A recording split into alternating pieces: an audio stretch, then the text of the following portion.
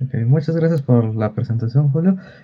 Ahora bien, esto al ser pocos personas, me gustaría que fuera un poco más una actividad de clase, que si quieren interrumpir o tener dudas, pueden abrir su micrófono y hablarlo, ya que este tema es algo muy complicado y puede que uno vuelva a reaprender algunos temas, igual de mi parte, sobre esta área.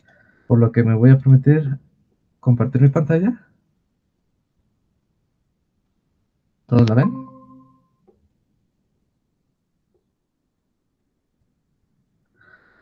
Ok, la computación cuántica. Vamos a partir primero de la computación cuántica y tenemos que diferenciar lo que nosotros trabajamos hoy en día, o los equipos con los que ahorita nos estamos conectando y viendo esta sesión, se le va a denominar como computación clásica, y que siguen criterios de la mecánica clásica.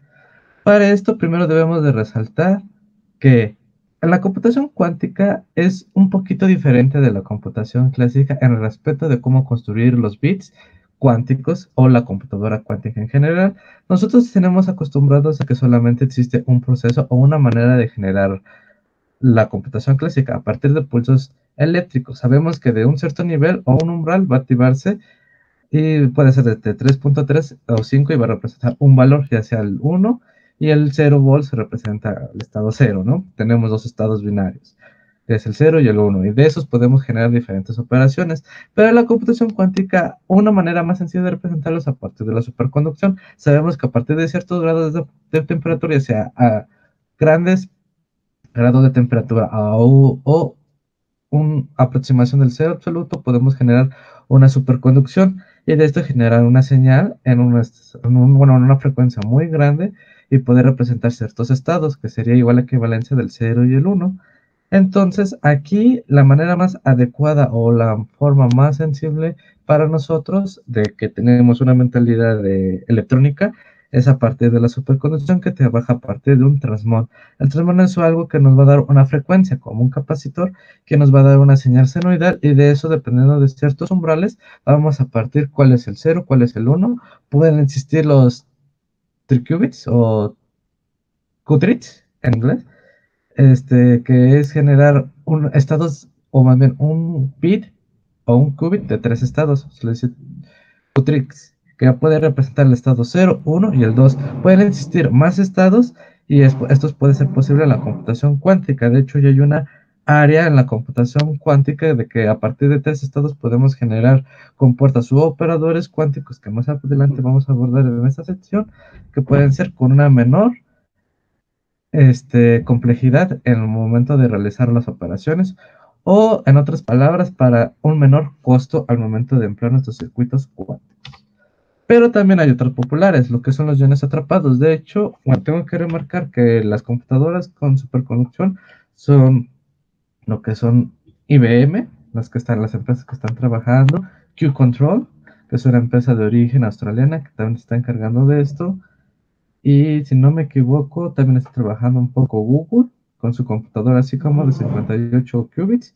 La computadora de... No me acuerdo ahorita de otro momento. Si no me equivoco, es este... Ah, se me fue el nombre, pero más adelante se lo voy a dar. Creo que es Rigetti.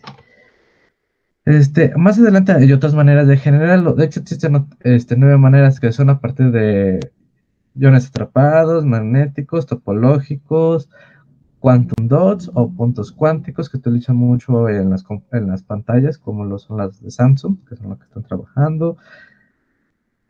Magnéticos, cavidad BQE, ay, ¿cuáles son los otros?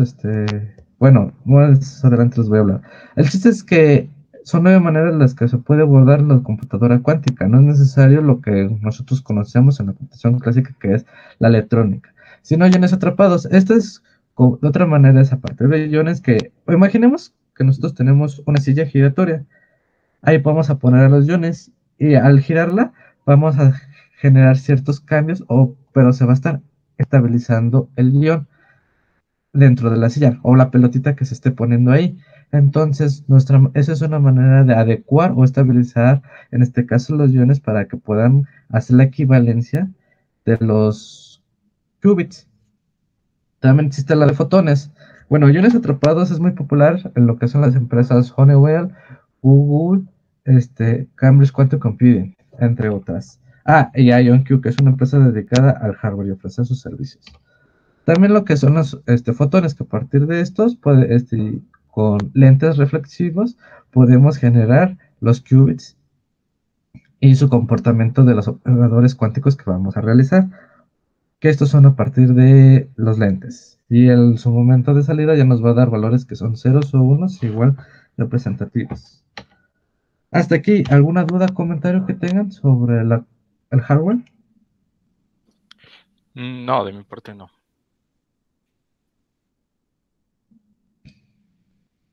Ok.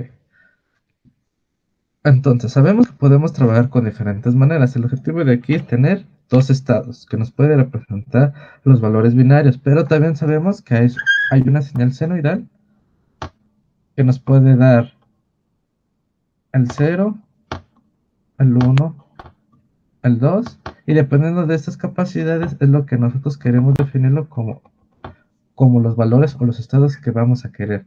De hecho, es común que uno, cuando quiere generar o estabilizar un qubit, pueda llegar a estos errores, ya que uno, al momento de realizar una compuerta, que digamos, de pasar de 0 a un 1, podamos tener un error de que a veces llegue al 2.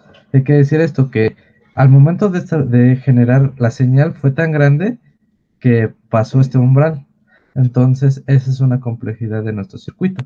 Entonces, eso es un problema real que se está estabilizando y que se está generando actualmente.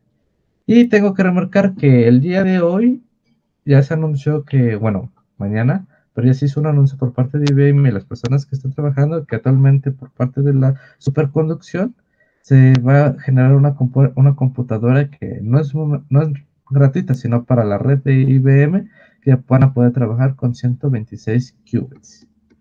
Pero más adelante tenemos que responder la palabra, bueno, ¿por qué es un qubit o un bit cuántico? Entonces, vamos a abordar ahora el tema que es una computadora cuántica. Nosotros sabemos que ahorita que existen diferentes maneras de realizarla, pero ¿qué es o cómo funciona? Sabemos nosotros que los sistemas de ahorita, como lo comenté en un inicio, se basan en la física clásica, pero sabemos que una generalización o más bien, este sería un subconjunto, algo más grande, ya se sigue por la mecánica cuántica. Entonces, va a haber en un punto que cuando se esté trabajando con las computadoras clásicas, algunos problemas o solución de problemas se pueden resolver con la computadora cuántica, pero va a haber algunos casos que nosotros creíamos que la computadora clásica era imposible, pero para la computadora cuántica es posible. Algunos de ustedes saben que son los problemas NP o no polinomiales. Son algunos problemas, bueno, para reformarlos son algunos problemas que actualmente la computadora clásica no logra procesarlos y encontrar la solución exacta. Nosotros tenemos que reducir esos problemas a unos polinomiales para poder encontrar ciertas soluciones, pero no la respuesta que nosotros queramos de ese problema. Entonces, puede decirse que de esos problemas va a haber un apartado que se van a poder resolver de una manera polinomial a partir de una computadora cuántica, y que una computadora cuántica, algunos afirman, no van a poder resolver los problemas NP completos hard que uno tiene a la actualidad. ¿Y cómo se nos da los resultados de la computadora cuántica? A partir de una distribución de probabilidad. Aquí ya dejamos de decir es 0 o es un 1 o es 255 o es 13 o es 25 o 31, sino que ya nos da una distribución de probabilidad de ciertos estados que a nosotros nos interese. Y dependiendo de esa distribución de probabilidad, nosotros tenemos que definir la salida a nuestro interés. ¿Qué quiere decir esto? Que la distribución de probabilidad es en sí la salida de nuestro interés, o que el estado con mayor probabilidad es nuestra salida de interés. Aquí ya dejamos de existir que es 0 o es un 1 o un estado fijo. Nosotros ya tenemos que meternos con probabilidades. Y para esto nosotros tenemos que remarcar que es un bit. Nosotros sabemos que un bit clásico lo definimos como valores de 0 y 1. No puede estar existiendo en otro estado. Nosotros lo reconocemos actualmente como el 0 y el 1 como un LED apagada y un LED prendido. Sabemos que el LED prendido significa que está operando nuestro circuito. O como nosotros sabemos, todo dispositivo que está apagado significa que es un estado 0 o un estado falso, o como nosotros lo queramos identificar. El estado 1 es que es un estado funcionando, que el dispositivo está arrancando o que se está encendido y demás. Pero ¿qué funciona con el bit cuántico? Nosotros podemos imaginarlo como una moneda lanzada al aire. Aquí, como les digo, hoy vamos a hacerlo un poquito más personal. ¿Ustedes qué creen que sucede cuando una moneda está lanzando en el aire? ¿Qué sucede? De manera visual, ¿qué creen que suceda? Pues ya sea cara o cruz va cambiando, va girando, entonces va cambiando el resultado. Que tenemos cara y cruz, ¿están de acuerdo? ¿Todos? Sí, Vamos a poner cara y vamos a ponerle Z de cruz. Cara y cruz, cara y cruz. Lo que estamos haciendo aquí es que no conocemos los valores. Vamos a dejarlo nosotros como algo indefinido. Pero, ¿qué sabemos nosotros? Que cuando la lanzamos al aire, sabíamos dos estados. Entonces, cuando caiga a qué? Al suelo, a la mesa, a la tierra, debe de qué? Tener un valor ya sea fijo, un valor fijo ya sea cara, o puede que haya caído cruz. Pero nosotros lo lanzamos. Cuando estuvimos, sabemos que, ¿qué sabemos de la moneda? Que tiene dos estados. Y cualquiera de esos estados nos va a dar la salida. Puede ser que haya caído cruz o puede que haya caído cara. Pero nosotros sabemos que uno de estos dos estados va a estar a la salida. Entonces, el bit cuántico lo que va a hacer es lo mismo. Vamos a reemplazar las zetas por 0 y la C por 1. ¿Qué nos va a decir esto? Que nuestra salida, que al momento que lo estemos lanzando, nos va a dar 0 y 1, 0 y 1, 0 y 1, 0 y 1, 0 y 1. Algunos casos nos va a dar el 0, y algunos casos nos va a dar el 1. Pero ¿cuál es la situación del 0 y el 1? De que, como lo acabo de remarcar, no sabemos qué resultado va a haber. ¿Cómo podemos definir el resultado? ¿Qué tenemos que hacer para definir un resultado con probabilidad? ¿Alguien se acuerda de eso?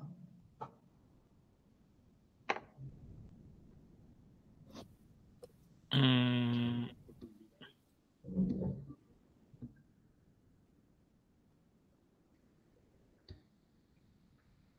Tenemos un evento y llegamos lo A, que es la probabilidad de que encontrar 0.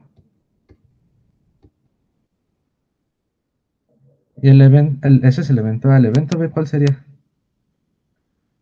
De encontrar qué? uno. Encontrar 1. Como bien lo dijeron, la probabilidad. Pero ¿cómo sacamos nosotros la probabilidad de un experimento o de un evento? ¿Cómo lo podemos encontrar? Pues La vamos res Ajá. haciendo muestras y vamos registrando los Exacto, repetir el resultados. experimento. en un número, nosotros le vamos a decir que este es n. Entonces, a partir del número de muestras, vamos a decir cuántas veces cayó en el evento A o en el evento B. ¿Qué sería la otra? Sería decir que el evento B es igual a ¿qué? A 1 menos el evento A. Que eso es, en otras palabras, decir que el evento B es igual a ¿qué? Al complemento del evento A. Entonces están relacionados uno con otro. Y vamos a repetir el experimento. ¿Están de acuerdo que sería 50 y 50% el 0 de encontrarlo? ¿Y el 1? Pues Sí, sí, no, ¿por qué? Sí, ¿por qué quieres que sea eso? porque solo tenemos dos posibilidades, entonces dos posibilidades es del 50% para que sumado nos den el 100%. Parcialmente correcto, eso. ¿Debemos de validar o debemos de asumir que la moneda esté balanceada? Eso es lo que nos va a aproximar. Nos va a aproximar a estos valores. Nunca nos va a dar el valor exacto. Podemos repetir el experimento en una computadora donde hagamos un for donde dependiendo de la probabilidad va a ser cara o 0 y otro va a ser 1 y siempre nos va a dar una aproximación de un 50%. Puede en unos casos que sea 50.5, el otro 49.5% de ceros y unos. Pero nosotros estamos asumiendo que son equiprobables las probabilidades.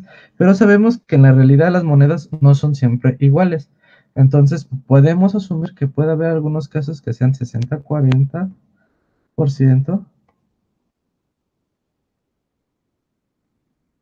61-39, o algunos casos 55-45.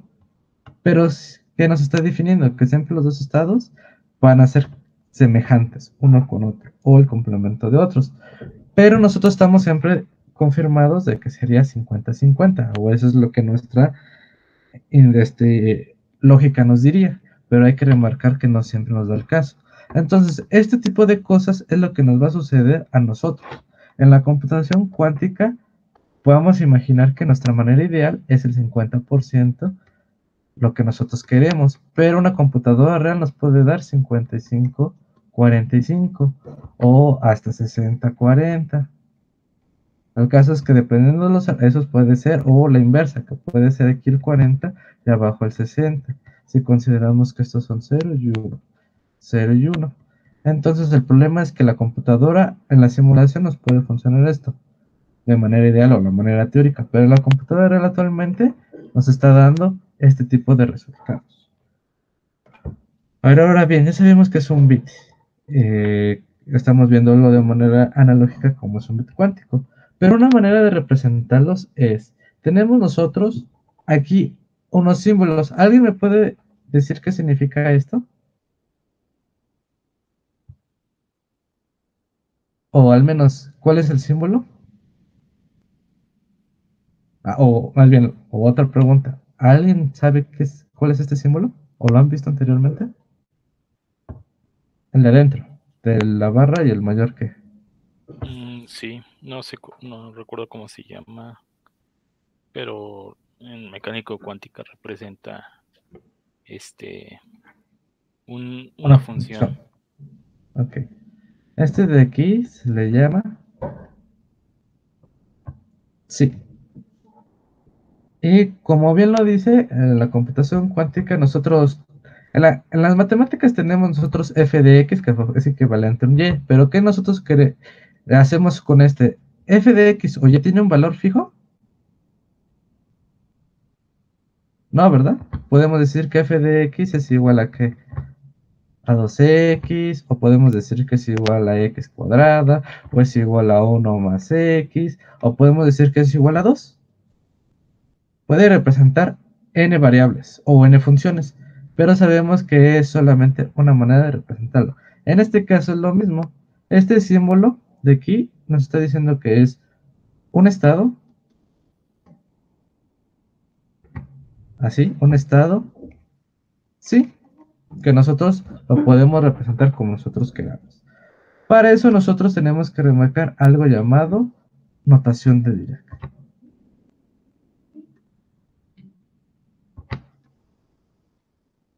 ¿Alguien de aquí se acuerda de los vectores? Matrices, vector fila, vector columna. Un poco. Ok. ¿Cuál es el problema de los vectores de los vectores y de las matrices? ¿Cuál creen que es un problema de estos al momento de trabajar con estos? Que pueden llegar a ser muy grandes. Exacto. Imaginen que nosotros tenemos un vector n por m. En este caso sabemos que, ¿qué? Por ver contarlo sabemos que es un vector columna de tamaño 4 por 1. Ahorita no es problema, porque lo podemos escribir, pero ¿qué pasa si nosotros queremos trabajar con un vector de 32 por 1? O algo más grande, de 1024 por 1. ¿Creen que eso sería factible escribirlo a mano? ¿Aterrizar No, no con eso? creo. No, no creo. Yo creo que te llevarías todo un día solamente en escribir el vector que en hacer las operaciones. Y todavía falta trabajar con vamos a escribir una matriz de tamaño 1024 por 1024. Para eso nosotros diríamos, pues hay que hacerlo en una computadora. Pero ¿están de acuerdo que hace 100 años existía una computadora para trabajar en esto? Sería imposible. Entonces, alguien llamado Dirac creó algo llamado la notación, su notación de Dirac o la notación bracket. ¿Qué creen que es la notación bracket? Es esta. Nosotros dijimos que esto puede representar una función, pero también podemos generarlo. Bueno, sabemos que Schrödinger trabajó con notaciones matemáticas, expresiones de funciones, pero Heisenberg, ¿en qué notación trabajaba? En la notación matricial. Entonces podemos decir que todas siguen siendo lo mismo, son equivalencias, llegaron al mismo resultado de describir ciertos fenómenos de la mecánica cuántica. Para nosotros vamos a trabajarlos como vectores. ¿Y qué creen que sea? Cuando trabajamos con vectores vamos a decir ciertas limitaciones. Pero primero vamos a decir que esto de aquí es un vector fila.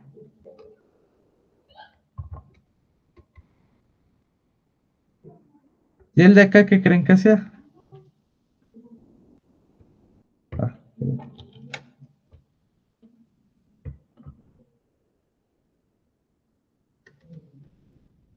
¿quién cree que sea este? Un vector columna.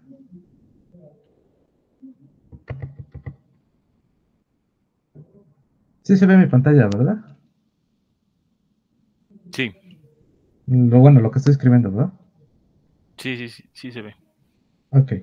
Entonces, este de aquí, ¿cómo creen que se llame?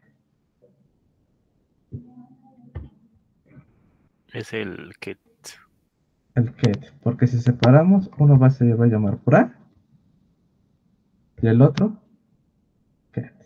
Entonces, si los juntamos, nos va a dar el famoso bracket. Entonces, lo único que está diciendo es que cuando uno quiere hablar con un vector de ciertos estados, ciertas características, en lugar de escribir todas sus propiedades, lo único que vamos a poner es este tipo de notación y ya no tenemos que escribir una gran cantidad de volúmenes. Entonces, regresando a nuestra presentación, nosotros tenemos esto. Esto de aquí, la parte de la presentación superior izquierda, ¿qué nos dice? El estado sí es igual a qué? A alfa de 0 más beta de 1. Esto de aquí nos está representando la definición de un bit cuántico. ¿Qué nos está diciendo esto? Vamos a esclarecer un poquito de esto. Primero, ¿qué creen que sea 0 y 1? Cuando ahorita ya hablamos de la notación de Dirac.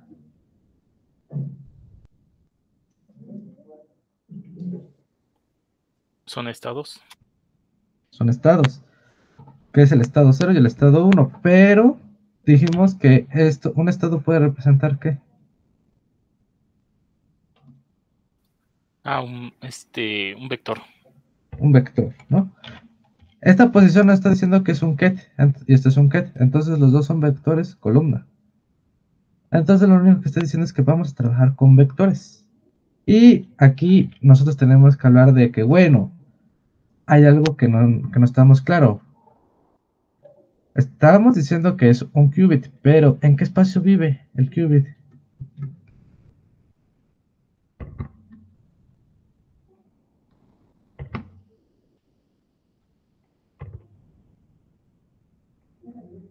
¿Alguien sabe en qué espacio vive la mecánica cuántica? Es un espacio vectorial. Se llama el espacio de Hilbert. En el espacio de Hilbert. Lo podemos escribir así o solamente poniéndole una H. El espacio de Hilbert. Este espacio es uno de los subespacios de la dimensión LP, donde en este caso P es igual a 2. ¿Qué creen que significa que es igual a 2? Que es un espacio bidimensional. Y otra característica, este espacio pertenece o trabaja con valores complejos. Quiere decir esto. Vamos a recordar la definición del qubit, que sí es igual a alfa de 0 más beta de 1. Dijimos que es un espacio bidimensional con valores complejos, que es en LP2. Vamos a ponerle como si fuera un espacio de dos dimensiones. Entonces, ¿alguien de aquí se acuerda que es una base en álgebra lineal? ¿O cuál es la característica de una base? Pues una de las características es la ortonormalidad. Esa es una. La aplicación de la base es que, dependiendo de un vector, vamos a escribirlo así. Bueno, primero vamos a decir esto. Los vectores de aquí son bidimensionales, entonces a lo mucho el qubit va a trabajar en una dimensión alfa beta. ¿Están de acuerdo? La Sí. característica de la base es que podemos representar cualquier, en este caso, vector bidimensional en todo el espacio complejo. ¿A partir de qué? De esta base. Esto de aquí es una base. Entonces tenemos que definir que 0 y 1 es una base. De esta base, ¿qué valores podemos representar? Cualquiera del espacio de Hilbert. Entonces, ¿qué características puede tener o debe de tener 0 y 1 para que sea una base? ¿Alguien aquí sabe qué es una combinación lineal?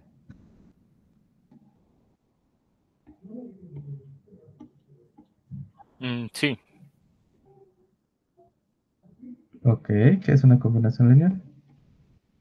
Se lo podemos representar mediante, bueno, de forma lineal, es decir, no tanto de forma vectorial, sino lo podemos mediante una suma o resta. Que a partir de los componentes de la base de los vectores podemos representar el mismo valor, ¿no? Pero estos son vectores que se le hacen la operación suma. Ahora, bien, nosotros tenemos aquí, ¿están de acuerdo conmigo esta ecuación que le voy a poner como la ecuación 2? Donde la ecuación 1 es esta. ¿Alguien está de acuerdo conmigo con la ecuación 2? ¿Es correcto? ¿Se puede hacer eso? Sí. Esto de aquí es que la combinación lineal. Tenemos un vector, pero tenemos la combinación lineal de ciertas bases con ciertos valores escalares. ¿Cuáles son los valores escalares? Alfa y beta. Si yo despejo alfa y beta de los vectores, ¿es correcto? ¿Sí o no? Sí, son escalares. O Entonces sea, sí las se puede. propiedades de los vectores es que de un valor aquí escalar, acá, vamos a poner esto, es igual a tener que alfa y beta en cero. ¿Están de acuerdo? Esto en un plano más general, como el espacio de los reales.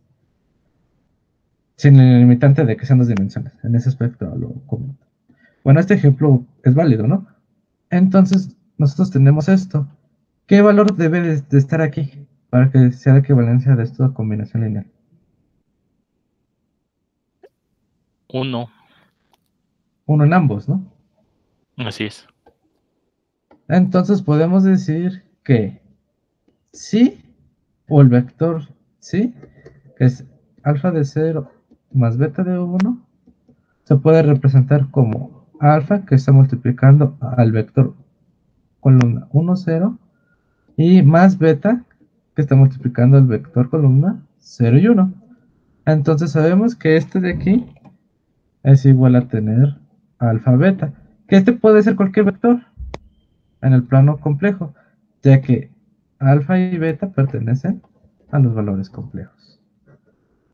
Entonces, cualquier punto del espacio de Hilbert puede ser representado de esta manera. ¿Están de acuerdo conmigo hasta este punto? ¿O alguien no entiende nada de lo que he estado explicando? ¿Todo claro? ¿Todo confuso? Bueno, por mi parte todo claro. Ok. ¿Los demás? Si es que hay demás. Ok. Entonces tenemos aquí dos vectores. El bit cuántico trabaja de esta manera. Pero, ¿qué ventajas y desventajas pueden ver a diferencia del bit clásico? Que nosotros decimos o es 0 o es un 1, pero aquí que tenemos, que puede ser la alfa de 1, 0 y o por la suma, que es la división se representa con el significado de o, de 0 y 1. En otras palabras, es que podemos decir que cuando este valga 0, este se desaparece. Entonces ya tendríamos aquí 0. Sí, bueno, aquí vamos a poner 0 y acá 1. Si nosotros queremos el estado 1, tendríamos que poner este solito. El alfa aquí se valdría 0. Pero, ¿cuáles son las limitantes de esto? Que alfa y beta están correlacionadas. ¿De qué manera? Cuando alfa al cuadrado se aplique, este nos va a dar la probabilidad de encontrar el estado en 0. Cuando beta sea su elevado al cuadrado, nos va a dar la probabilidad de cuando este valga su salida, la probabilidad de 1. Entonces la suma de estos dos nos tiene que dar 1, porque son probabilidades. Vamos a ver un ejemplo simple.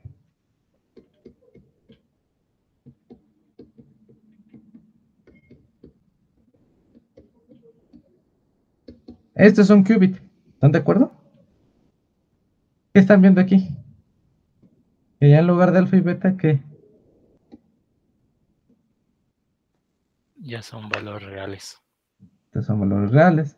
Pero la cosa es que, ojo, ¿esto puede existir? Sí, ¿Esto puede existir? también. También. ¿Por qué? Porque estos son valores que pertenecientes al espacio complejo. Entonces, vamos a hacer este ejemplo. Bueno, vamos a dejarlo puramente real para hacerlo más sencillo, pero vamos a dejarlo negativo. Menos 1 sobre raíz de 2 al cuadrado, ¿qué nos da? Un medio. Un medio, ¿no? Porque es lo mismo que tener este al cuadrado, que es igual de tener. ¿Por qué? Porque este, al ser al cuadrado, se cancela el negativo y quedaría un medio. Y 1 sobre raíz de 2 al cuadrado sigue siendo lo mismo. Entonces nos está diciendo que la probabilidad de encontrar el estado 0, ¿cuánto es? Y la probabilidad de encontrar el estado de 1, ¿de cuánto es? De un medio y de un medio. Entonces podemos decir que son equiprobables. Esta es una característica de que podemos hacerlo en la computación cuántica. Esto es correcto, esto es válido y esto se puede realizar.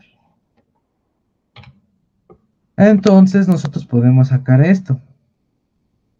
Ahora bien, vamos nosotros a representar los estados. Este es el valor del 1 y el 0 se puede tener en un qubit. Hay algo que nosotros necesitamos para representar o cómo visualizar al qubit, porque digamos no es algo trivial. Entonces nosotros vamos a tener algo llamado esfera de Bloch.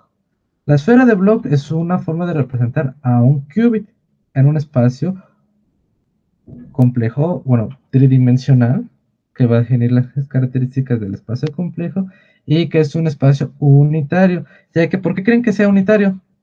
¿A qué creen que digamos que sea unitario? Nuestro qubit. ¿Por qué? ¿Cuánto es la probabilidad de 0 más la probabilidad de 1? Tiene que ser 1. Un 1. Entonces, nuestro vector nos está generando que siempre va a ser unitario. La característica de esto es que siempre cualquier qubit debe de ser de carácter unitario. Si no es, si es más de 1 su probabilidad, entonces eso no es un qubit. Y eso sería imposible. Entonces, nosotros tenemos una esfera, la esfera de Bloch. ¿Cuántas coordenadas tiene una esfera? 3, X, Y y Z. En el eje X, que es este es el eje Y, este es el eje X, bueno, X, Y y Z. En el eje Z nosotros vamos a identificar cuánto vale o cuál es la salida de encontrar nuestro qubit. Aquí nos está diciendo que es un 100% de encontrar nuestro qubit en el estado. ¿En qué estado? ¿Sí se ve?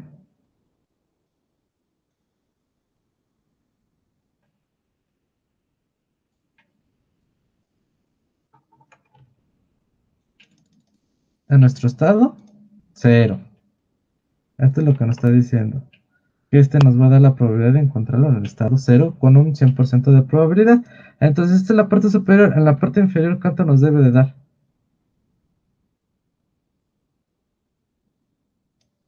Un 100% de encontrarlo en el estado 1.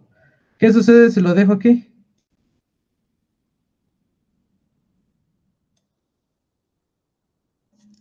¿Qué probabilidad va a tener?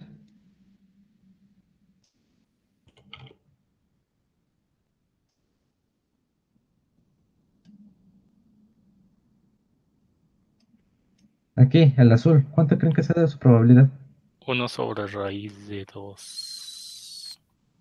Esa es la amplitud. La probabilidad es que lo podemos encontrar 50% en 0 y 50% en 1. ¿Qué pasa si ahora lo roto 180 grados? ¿Cuánto me va a dar de probabilidad? 50-50, ¿no? La misma. ¿Qué pasa ahora si yo le pongo, vamos a ponerle el verdecito, aquí? Digamos que está dentro de este mismo círculo, el de aquí. ¿Cuánto nos debería de dar? 50. Exacto. Entonces todos los de aquí son 50. ¿Cuántas probabilidades podemos tener? O bien vectores o qubits, estados de qubits de encontrarlos 50 y 50. Una infinidad. Entonces podemos representar de una infinidad de maneras nuestro qubit y algunos nos van a dar valores repetidos y algunos no. Los únicos casos a exceptuar es que solamente hay una forma de encontrarlo aquí en 100% y una manera en 100%. Pero los otros hay una infinidad por ser un círculo.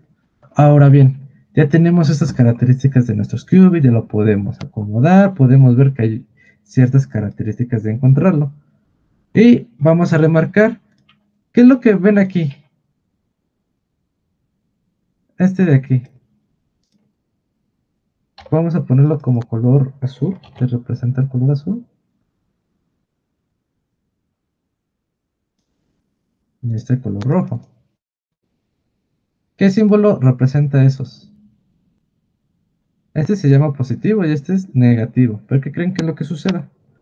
El positivo, como su nombre, bueno, como su color se ve, es que nos está dando que la mitad de probabilidad del 50-50 del estado 0 y el estado 1. Pero, ¿cuál es la característica? Que el estado 1 es de carácter o de símbolo positivo y lo demás es puramente real. Y este de aquí, ¿cuál es la diferencia? Que este de aquí es negativo.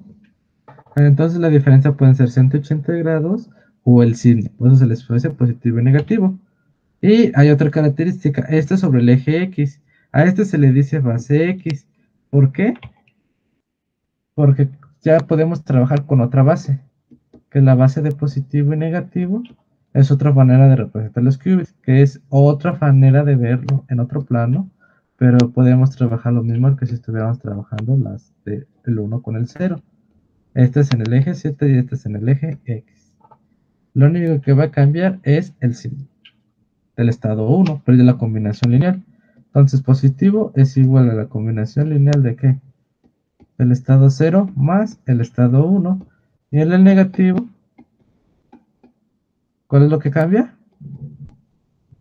El signo menos. Este de aquí es el que nos está diciendo la diferencia. Eso es de mayor importancia para nosotros cuando queremos trabajar en la computación cuántica. Ahora bien, cuando trabajamos con múltiples bits, ¿qué hacemos nosotros? Concatenamos, ¿no? Generamos a 0, 0, 0, 1, 1, 0 y 1, 1, o 0, 0, 1, o 0, 1, 0, 1 y ya. Pero cuando trabajamos con múltiples qubits, eso no es lo mismo. Nosotros tenemos que trabajar con algo llamado producto tensorial, que lo que nos va a dar es la característica de trabajar con múltiples estados, con sus respectivas probabilidades, y estos hasta se pueden generar algo llamado entrelazamiento cuántico, que es operar unas ciertas compuertas cuánticas. Pero para eso, yo les tengo que significar, para la computación clásica, a los bits, ¿cómo los modificamos sus estados de entrada cuando sabemos que todos son ceros? ¿Qué hacemos? En la electrónica, ¿qué se hace? O en la programación en código de ensamblador, ¿qué se hace? Si todo inicia en estados ceros, ¿qué se hace? ¿Alguien se acuerda? O sea, ¿qué se hace para poner todos a 0? No, todas tus entradas inician con ceros. ¿Qué haces tú para poder modificar esos bits? Ya sea en electrónica o en programación ensamblador. Ah, pues puedes aplicarle en la compuerta NOT. Una compuerta NOT, una compuerta OR, una compuerta AND. Eso sería con la parte de hardware, ¿no? Con compuertas lógicas. En el ensamblador le pasas hasta a partir de un registro auxiliar, le haces una operación, ya sea probablemente un ALU, ¿no? Que hace operaciones lógicas o aritméticas. Dependiendo de eso, al final, todas las operaciones aritméticas se reducen a operaciones lógicas, pero están derivadas a partir de las compuertas lógicas, que es lo que acabamos de decir. En otras palabras, recreamos todo a partir de compuertas lógicas. Si en las compuertas lógicas o en la computación cuántica, en las compuertas, bueno, la computación cuántica se les llama compuertas cuánticas. Estas compuertas cuánticas que creen que se haga o características se tengan. Estas, como tenemos vectores, estas deben de ser matrices de tamaño n por n. Y nuestro vector en este tamaño es de 2 por 1. Donde n por n, en este caso, se va a representar de 2 a la k por 2 a la k. Si nosotros queremos trabajar con múltiples qubits, esto es en el caso de un qubit. Vamos a ponerlo así, un qubit. Sería donde k es igual a 1. Si yo quiero trabajar con múltiples qubits, sería donde 2 a la k por 1, y ahora sí 2k por 2k. Donde el k puede ser entre arriba T1, que son 2, 3, 4, 5, 6, 7, 8, 9, y estos serían múltiples qubits.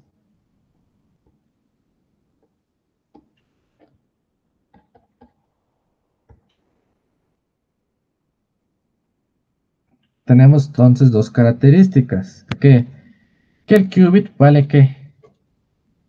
Si nosotros tenemos 2 qubits, sería un vector de ¿qué? De 2 por 4. Digo, de 4 por 1, perdón.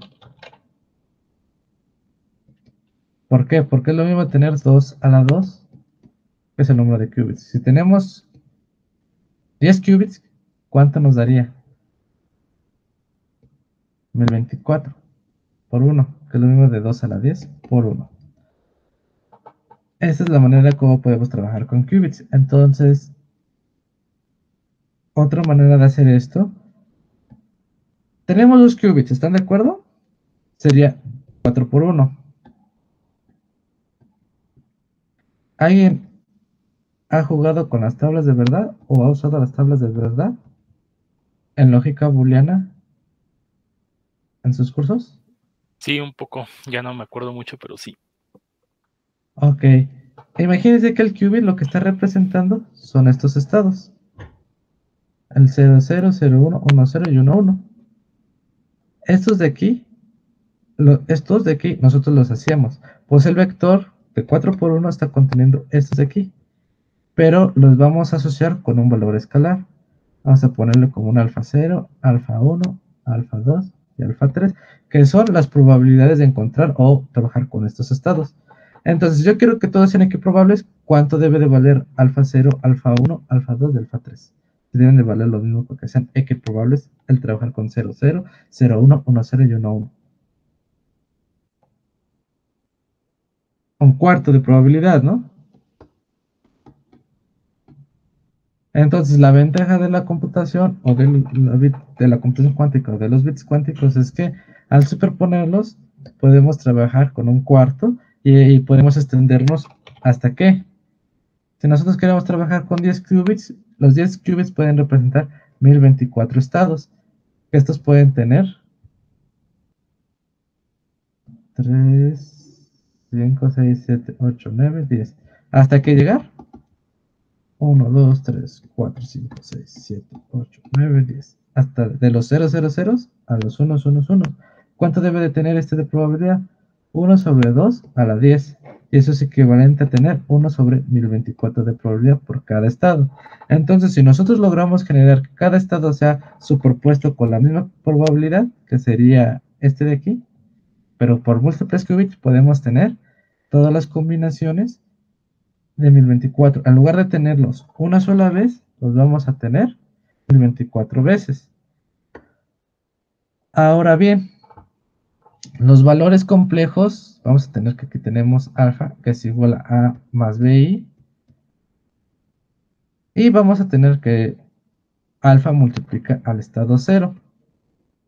¿Qué pasa si yo lo quiero convertir esto a un bra? Este recuerden que es el que de 0. Que de 0, vamos a ponerle 0. Y este sería el bra de 0. ¿Qué tenemos que hacer nosotros? Hay algo llamado operación, el operador Dagger.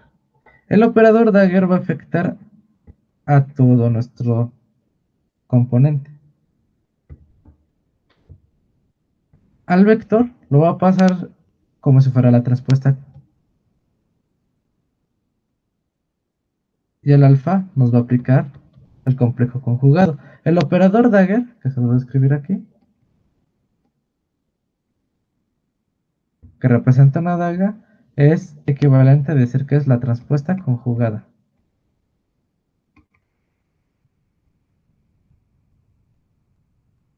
¿Qué va a hacer este qubit? ¿O qué nos va a dar los qubits? Que al aplicar la transpuesta conjugada, le vamos a aplicar la transpuesta al vector y el complejo conjugado al valor escalar. Entonces, ¿cómo quedaría esto? De fila o de columna pasa a filas, ¿están de acuerdo? Es equivalente a tener el 0 aquí. ¿Por qué? Porque este es un vector fila, digo vector columna. El de abajo sí es el vector fila. Y el complejo conjugado, A más BI, ¿cómo pasa su complejo conjugado? En otras palabras es, a la parte imaginaria le multiplicamos por menos 1, que es como si tuviéramos esto. ¿Sí está claro hasta este punto? Sí, sí, todo bien. Ok, entonces la característica de los qubits es que podemos trabajarlos, podemos rotarlos, podemos trabajar con valores complejos y generar diferentes valores. Ahora bien, y bueno, lo aplicamos con computadores. Las compuertas cuánticas son de tamaño, les digo, n por n, que es igual a 2k por 2k, donde k es el número de qubits, donde son matrices cuadradas. También se les contienen ciertas características que le vamos a llamar que es una matriz hermitiana. ¿Alguien ha escuchado de estas matrices? ¿Hermitiana? Son... ujú. Sí, Ok. Las matrices hermitianas son matrices unitarias. Ahí en la computación cuántica todas las matrices se les conoce con lugar de una caja X que le pones en la computación clásica de f de X a una cajita negra, nosotros le vamos a poner U de unitario, porque forzosamente debe ser una matriz unitaria. Esta nos dice que este de aquí que nos da la identidad, que es la inversa de la misma matriz, nos debe de la identidad, pero casualmente el complejo conjugado de la matriz nos va a dar la identidad. Entonces es equivalente a decir que U dagger es igual a ¿qué? A su inversa. ¿Qué quiere decir esto? Si tenemos una matriz cuadrada, vamos a poner alfa, beta 0, 0 y alfa, beta 1, 1. Si nosotros le aplicamos su dagger, que sería alfa 0, beta 0, complejo conjugado, alfa 1, complejo conjugado, beta 1, complejo conjugado, es equivalente a ¿qué? A la inversa. ¿Y esto qué característica tiene? Que si aplicamos dos veces, la compuerta nos va a dar la identidad. ¿Esto cómo creen que sea? Se le conoce como reversibilidad. ¿Qué compuerta lógica conocen que sea reversible?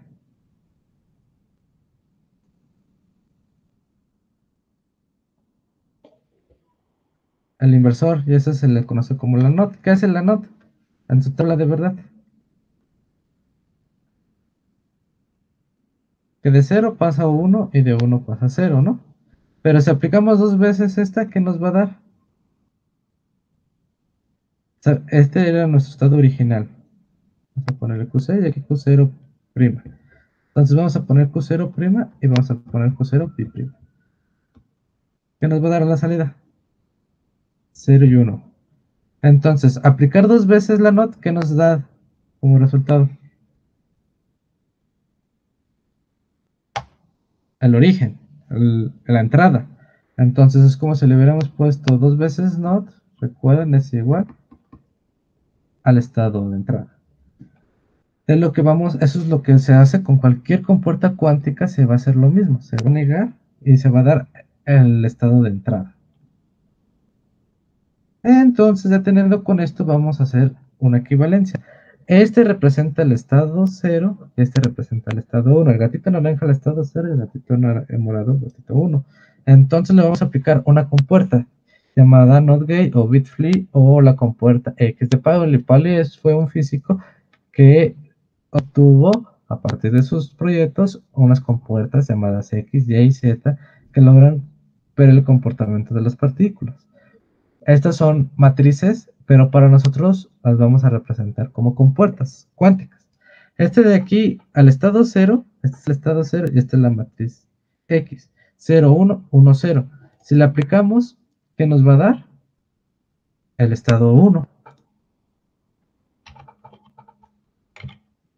Vamos a realizar este experimento nosotros.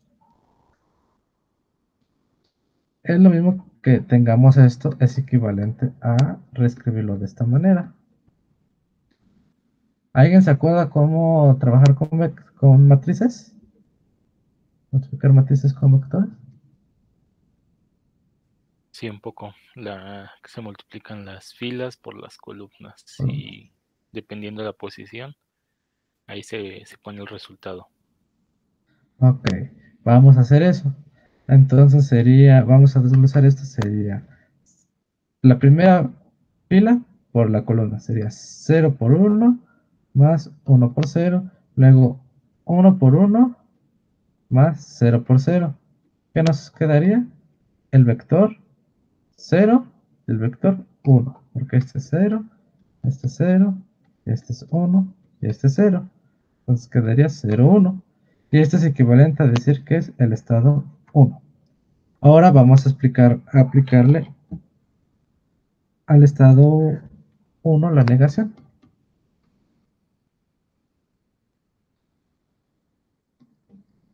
Este de aquí, ¿cómo nos quedaría? Vamos a recordarlo de nuevo.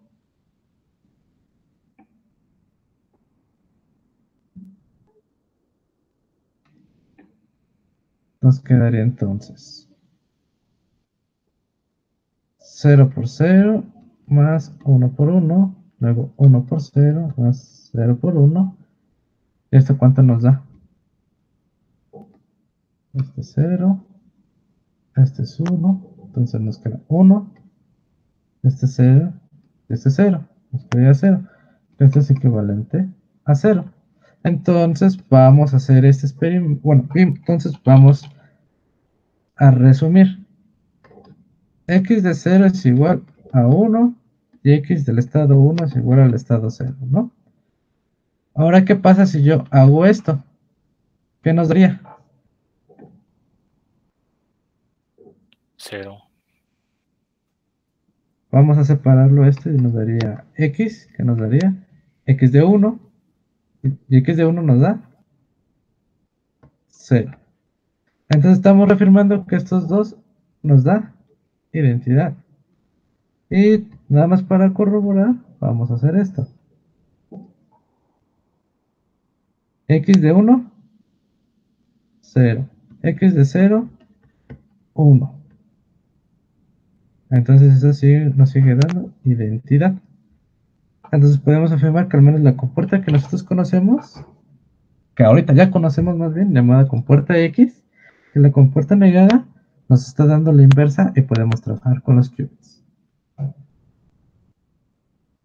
¿Hasta aquí alguna duda? ¿Comentario? Todo bien de mi parte. Ok. Ok, entonces, nada más para resumir para esta sesión, ya que ya se va a acabar, ya es la última hora, es que existen diferentes maneras de trabajar con los qubits. Trabajan con ciertas probabilidades. Nos van a dar ciertas rotaciones, en este caso, que las podemos ver en una esfera, que nos va a dar las características. Y esa que nos va a dar las probabilidades. Podemos trabajar con estos qubits y nos va a dar múltiples valores o múltiples estados. Y las compuertas cuánticas o la manera de operarlo nos va a dar estas operaciones. Tengo que remarcar ciertas cosas. La manera de generar algoritmos es a partir todavía de compuertas cuánticas. Las compuertas cuánticas podemos expresar diferentes cosas. Y acá hay algo que yo quiero remarcar y generar como una duda. Ahorita nosotros vimos algo casual de 50-50%, ¿no? Que es lo mismo que tener cara y cruz. O 0 y 1. Tener 50% y 50%, ¿no? Y que nosotros podemos reducirlo. ¿Qué creen que si nosotros podemos reducir el 25% que sea cara y cruz, cruz, cruz, no, no, era cara, cruz, cara, cara, cruz, cara y cruz, cruz, ¿no? ¿Cuánto nos debería de dar? 25%, 25% y 25%, ¿no? Si consideramos que son monedas balanceadas. Entonces, ¿qué es lo que nos daría si nosotros hiciéramos lo mismo, los experimentos probabilísticos, considerando estos como eventos independientes? Lo único que estamos haciendo es que un árbol binario, donde esto fue cara, y aquí nos está dando cara y cruz, donde es un medio y un medio. Podemos tener otro evento probabilístico donde sería cruz, y esto sería igual que un medio, cara y cruz. Si lo extendemos, ¿qué nos está dando?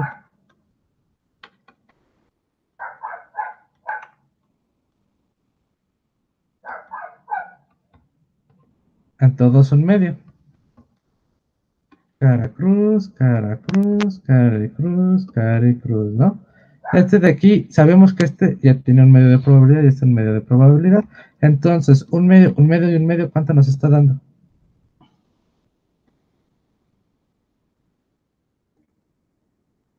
Un medio al cubo, ¿están de acuerdo? Como todos son equiprobables, todos están dándonos ¿qué? Un medio al La misma cubo de probabilidad. probabilidad, la misma probabilidad, un octavo. Entonces, estos son, si fuéramos 3 qubits, tendríamos un octavo de probabilidad de que encontrar 0, 0, 0, 0, 0, 1, 1, 0, 1, 1 y así sucesivamente. Esa es la manera como está trabajando los qubits, ya abordándolo en el aspecto de probabilidad. Pero aquí hay alguna duda.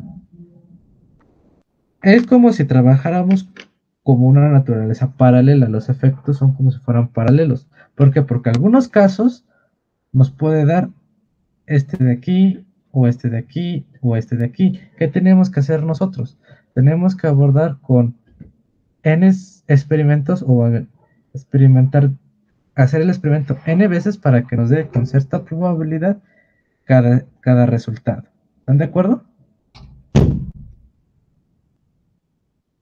Sí.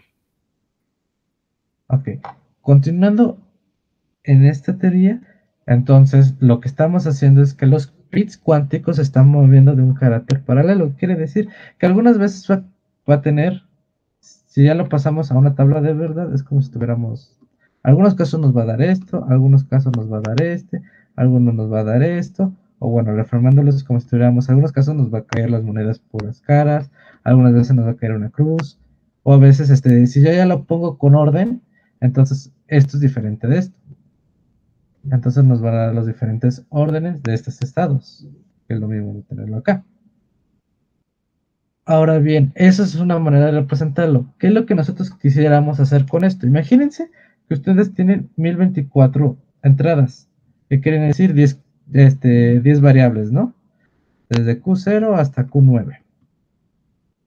Vamos a poner así como variables. ¿Qué es lo que nosotros queremos de estas variables? Son 10. ¿Va a ser fácil hacer la tabla de verdad? Pues no, porque son 1024 instancias. Ahora bien, con esas 1024, la siguiente pregunta es, ¿qué es lo que ustedes buscarían de eso? ¿Qué es lo que quieren ahorrarse ustedes? Que les den la respuesta correcta, ¿están de acuerdo? Pero la computadora cuántica no nos da a nosotros la respuesta correcta, no nos va a decir, la respuesta correcta es, el 1, 0, 1, 0, 1, 0, 1, 0, 1, nos dan estos valores, ¿están de acuerdo? De las 1024 instancias que nosotros tengamos. Lo que nosotros nos va a decir es, de aquí, ¿qué significa para ti? De aquí, el 0 no significa 0 de probabilidad. O sea que esto, la probabilidad sea 0. El 1 nos va a dar una probabilidad. Este 1 nos va a dar una probabilidad. La otra es que, ¿cuál es la probabilidad que a ustedes les interese de salida? Pueden ser como, no sé, un cuarto y un cuarto. Sabemos que solamente va a haber 4 unos, porque la suma de estos 4 nos van a dar 1. Entonces podemos asumir que nos va a dar la salida con un cuarto de probabilidad con estos estados de entrada o con estos estados de entrada. Eso es lo que haría la computadora cuántica. Ahora, otra pregunta. ¿Qué pasaría si nosotros queremos una sola respuesta con unos datos específicos? ¿Qué nosotros tendríamos de interés? Que de los 4 unos posibles, el que nos interese que debe de tener Una cierta probabilidad. una probabilidad cercana a 1 o que tienda a 1. O sea, que casi sea un 1. En otras palabras, que la probabilidad de eso sea cercano a 1 puede ser que sea 80% y los demás que sean 5% restante cada uno. O no, si son 3, sería casi 6%. Entonces, lo que nosotros estaríamos haciendo es que la computadora cuántica de un cierto estado de interés nos puede aumentar la probabilidad y a los otros disminuirlo. En otras palabras, si yo tengo 1024 instancias y yo solo quiero algunas de interés, me va a aumentar de probabilidad las de interés. Es como, yo ya no voy a hacer cálculos de 2 más 2, o de 5 más 5, o de 11 por 11. ¿Sabe? Estos pueden ser algo pesados, pero puede hacerlo una calculadora. Una computadora te lo puede hacer fácilmente, pero yo te puedo decir, hazme todos estos cálculos al mismo tiempo que necesitaríamos.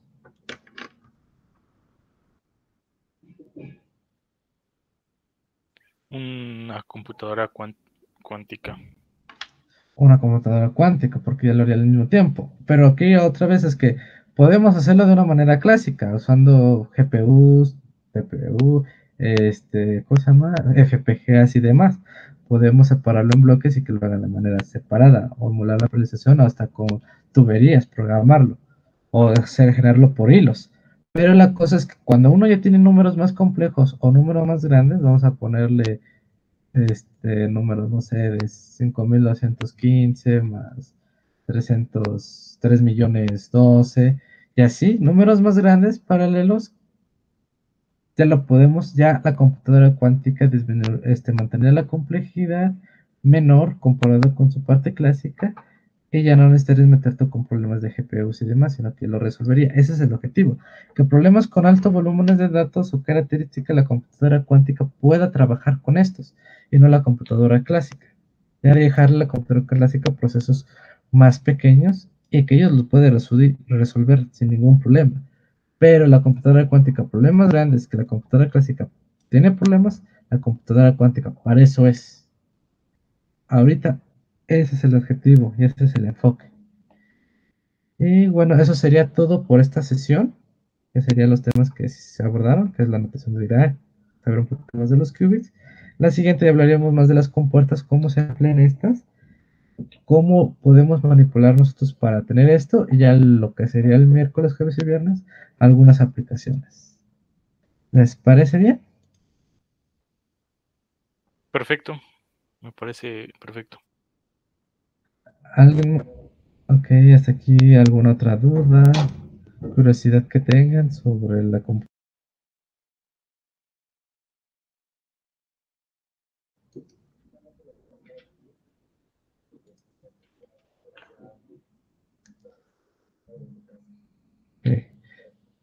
Ok, el enfoque de esto es que no es tan trivial, es un enfoque muy complicado, no es algo de que de aquí a 3 meses ya te vuelvas experto, puede que de cierta manera, pero no, algunos conceptos te los puedes aprender sin importar la capacidad que uno tenga. De hecho, hay una famosa frase que el que diga que sabe o que entendió la mecánica cuántica es porque no la ha entendido. Y eso es verdad. Hay algo que siempre se va a reaprender con esto y es importante que todas sus dudas sean marcadas, aunque sean muy básicas.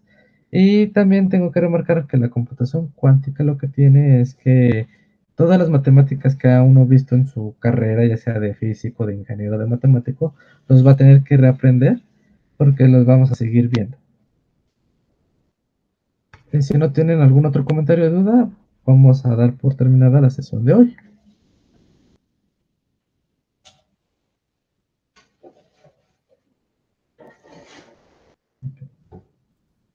Perfecto, muchas gracias.